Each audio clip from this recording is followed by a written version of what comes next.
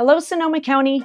Welcome back to our channel, or welcome to our channel if this is the first time you're following along. A question we get asked all the time is, how do I sell my current home and find my new home at the same time? Seems like a lot. How can this all happen at once? What if I get a buyer for my current home and I haven't found the home I want to buy, or I find the home I want to buy, but I don't have a buyer for my current home? So many pieces of the puzzle when we do this. It can happen. We're going to talk about that, but I'm going to talk about 4 ways you can purchase your next home before selling your current home. But first, I'm Julie Sullivan with Sullivan Group Real Estate, and we help people move in and out and all around Sonoma County every year.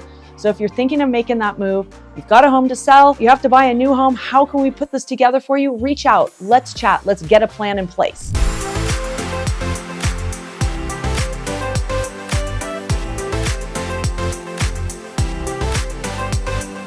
Stay tuned for number 4, because I'm going to spend the most time talking about that option. Number 1, a home equity line of credit or an equity home loan. So these types of financing use the equity that you already have in your home. So a HELOC, you've probably heard of them. That's the equity line of credit. You go to the bank, you fill out the forms. They say, okay, you can borrow up to this amount in your current home based on how much equity you've built up in your home. What is your home worth to what you owe? The equity home loan is the same thing, except you decide on the amount up front and you get a lump sum of money. You can take this money from your equity and use it as the down payment for your new home. You know, home equity lines of credit are used for all sorts of things, for home remodels or landscaping, add a pool, all sorts of things like that. But can be a tool that can be used as the down payment for your new home. Now, the one little kind of caveat with this is the debt is going to be counted. The debt on your current home, the loans on your current home are going to be counted in your debt to income ratios for qualifying for the new loan. So we have to look at that and see if that's going to work for you. If you've got a pretty low monthly payment, you've lived in your house a long time, it might not be an issue and it'll be fine. You can count that debt and the new loan and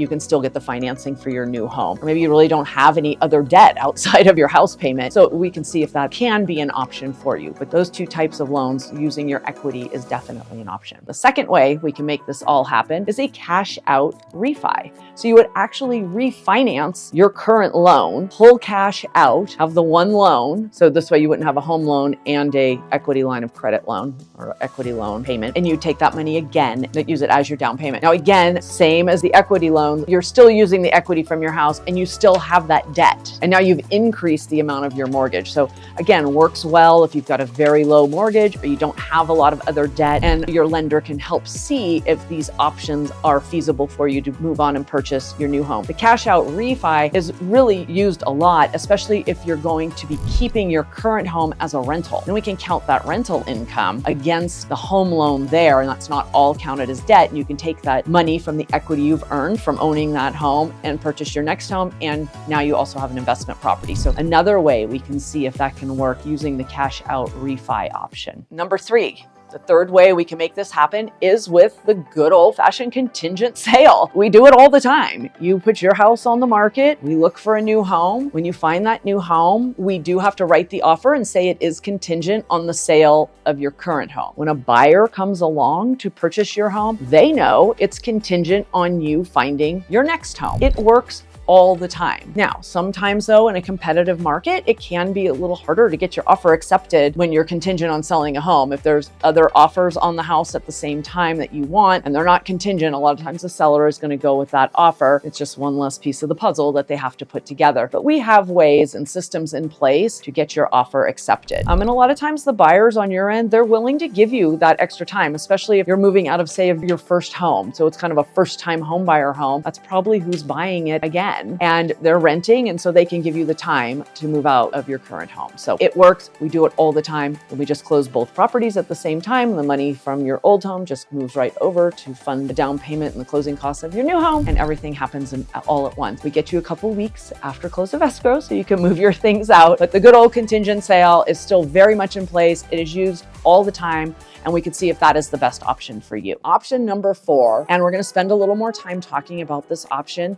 I think it is a brilliant option. It can work in so many different scenarios, but a lot of times it gets a bad rap. But it's the bridge loan. What is a bridge loan? A bridge loan is a type of short short-term financing. Usually it's about a 6-month loan. I always read 6 months to a year. I've never seen anybody do it for a year, but I guess you could if you needed that, but usually about a 6-month loan. And again, it uses the equity in your current home. You do have to have some equity, and it bridges the gap between your sale and your purchase. It pulls your equity. You take that money, you use it as either the down payment or the entire purchase of your new home, and then you can get your house on the market. You have 6 months in general to complete all of the transactions, and you pay off the bridge loan. You roll into a regular long-term loan on the new place, and you move on with your life. Pros and cons of the bridge loan. A few of the pros, or why a bridge loan can work so beautifully in some situations, is A, it's quick access to money. There are some banks that will do them, but these are usually private investors putting up their own funds. It's a way that they invest their money on short-term, quick gain kind of situations. It's kind of a win-win for everybody. So in a lot of situations, you can get this bridge loan money and then basically turn around and you're making a cash offer. They don't know. The seller doesn't care what's going on your other end. It's not contingent on you selling your home. You don't even have to do appraisal and financing sometimes unless you are getting a loan. But quick access to funds, that right house comes along, you can have that money very quickly and move forward with your purchase. There's a lot more flexibility with bridge loans. Like I was talking about with the equity line of credit and the equity home loan, they're going to use that debt against you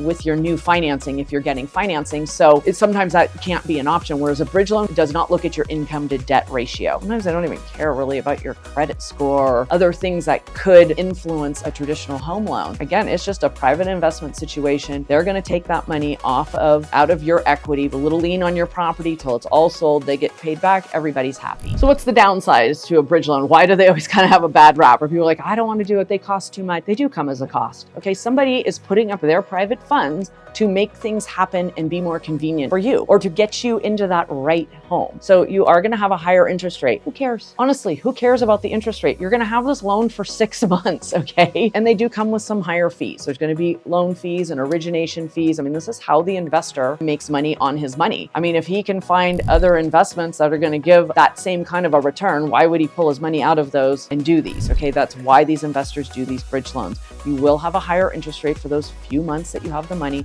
and there are some upfront fees. But again, if it's for convenience or gets you into that right home and gets your offer accepted, sometimes it's the means to an end. So I guess the only other con on that would be maybe a little higher risk, because there's that short repayment period. If that kind of stresses you out, that you're like, oh my gosh, can we get this all done in 6 months? That would be the other side of it, I guess. A couple of stories though, where bridge loans have been amazing through the years. I think of this one couple all the time. They had owned their home for, I think it was like 25 years. So they had tons of equity. It was the family home. They were getting older. They wanted to downsize. They had one neighborhood in mind that they wanted to move to. And there was only one floor plan that they wanted, because there was only one model that was single story, and they were getting older. And if they were going to move, they did not want stairs. So, we're kind of like, okay, well, when this house comes on the market, you guys are going to have to be ready to jump. And it wasn't like we could put their house on the market first, because we didn't know how long it was going to take for this home to come on the market. That particular one, lo and behold, one comes on the market. We don't have their house on the market. They're not ready to go on market. They were working away at some project, but we did the bridge loan. They were able to pull out enough equity to pay for that in cash. And remember, they were downsizing. They were buying a considerably smaller home. This home also happened to be in original condition. This neighborhood was not a new neighborhood by any means, so it needed a lot of updating. So they were able to pull out money to purchase the home as a cash sale. Well, it was cash, and extra money for the renovations, and start the construction and the updating when they weren't even living there yet. So that was another bonus to them. And we pushed through a bunch of improvements on their current home. There wasn't a lot, but we did some things, got their house on the market and sold their home. They paid off their bridge loan and moved into their new house that was very close to being done at that point. So that was a huge success, totally worth it to them for the extra cost of the bridge loan and the fees and so on to be able to make all of that happen. We have other clients that are coming up this summer. They're going to be selling their current home and retiring out of the area. And it was, again, we went round and round. How can we make this best work? And I'm pretty sure they're going to go with the bridge loan option as well for a couple reasons. Finding the new place in the new area they're moving to. It's not like they're there all the time. So now they can take their time, find that new home, purchase it with the bridge loan, move into that home. And then we're going to do some updates. We're going to put in some new flooring, some fresh paint, just really clean up their current home, be able to show it all the time. Right now, they've got lots of pets, 2 people in the home, work from home. It was going to be very difficult and just not show as well. And we actually showed them what we think their sales price would be if they sold while they're living in it and not be able to do all of those upgrades, as opposed to moving out, cleaning it up, staging it. It's going to more than pay for the cost of the bridge loan. So it's a very viable option for a lot of folks. So if you're thinking of moving and have to sell and buy, let's look at your individual scenario and all of these different options. There's more out. There's some loan programs that the lenders will actually pretty much buy your home first. You rent back from them and then you can sell. I mean, there's other things out here. These are kind of the 4 main ones, but there's other options as well. Let's sit down, let's talk, let's look at your scenario, find the best way to do this and see if that feels good to you and if it is the right time for you to make this move. I really thank you for watching and I hope you found this beneficial and educational. And if you liked it, please hit the like button and go ahead and subscribe to our channel. Hit the bell and you'll be notified. We release new videos every week about real estate, Sonoma County real estate, and Sonoma County in general. Hope to see you here again. Bye-bye.